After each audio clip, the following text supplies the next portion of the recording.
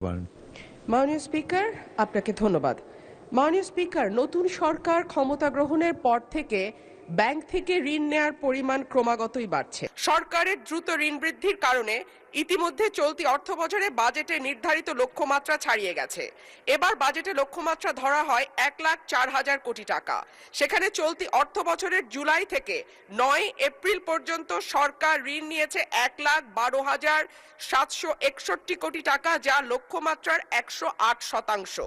এর মধ্যে অন্তর্বর্তী সরকার জুলাই থেকে 16 ফেব্রুয়ারি পর্যন্ত নেয়া ঋণ 68,229 কোটি টাকা। বাংলাদেশ ব্যাংকের প্রতিবেদন থেকে এই তথ্য পাওয়া গেছে। মাননীয় স্পিকার, অন্যদিকে রাজস্ব আদায়ে অর্থবছরে 8 মাসে লক্ষ্যমাত্রা থেকে পিছিয়ে আছে প্রায় 71,500 কোটি টাকা। মাননীয় স্পিকার, আপনার মাধ্যমে মাননীয় মন্ত্রী মহোদয়ের কাছে আমার প্রশ্ন, আমরা রাজস্ব বাড়ানোর ক্ষেত্রে এবার নতুন কোনো পরিকল্পনা নিচ্ছি কিনা, করের আওতা বাড়ানো হচ্ছে কিনা এবং হলে সেটি কিভাবে? ধন্যবাদ মাননীয় স্পিকার। মাননীয় মন্ত্রী। ধন্যবাদ মাননীয় স্পিকার।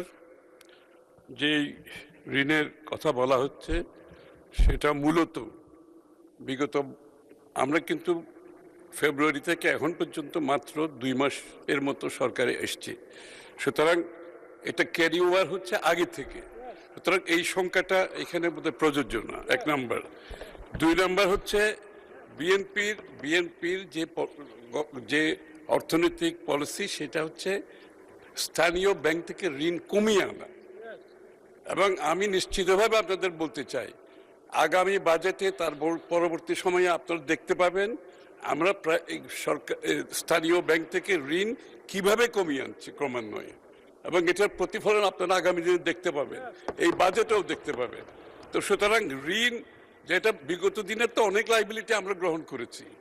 এখন আমি তো আগেই বলেছি ব্যবসা বাণিজ্যের যে অবস্থা, ট্যাক্স জিডিপির কথা যখন আপনি বলেন, আমি তো ব্যবসার অবস্থা এতক্ষণ ধরে আপনাদেরকে বললাম, যেখানে ব্যবসায়ীরা এক্সিস্টেন্সিয়াল থ্রেটে আছে, তো ব্যাংকের রিপেমেন্ট করতে পারছে না, তার স্টাফদের বেতন দিতে পারছে না, ফ্যাক্টরিগুলো রিডান্ডেন্ট হয়ে যাচ্ছে, এগুলো আগের থেকে ক্যারি ওভার সব।